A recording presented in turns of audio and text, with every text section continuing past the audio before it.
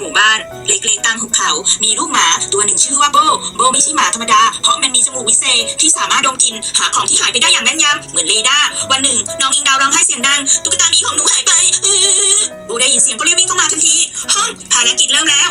มันเห่าอย่างมั่นใจโบวิ่งไปดมทั่วบ้านตั้งแต่ใต้เตียงจานโซฟาจนกระทั่งมันมาอยู่ที่ตะกร้ารองเท้าและขุดตุ๊กตาหมีเปื้อนฝุ่นออกมาจากใต้รองเท้าคุณพ่อน้องอิงดาวยิ้มกว้างแล้วกอดโบแน่นขอบคุณนะหนังสือโบตั้งแต่นั้นมาโบกลายเป็นฮีโร่ของเด็กๆไขของหายหรือขนมโดนขโมยโบ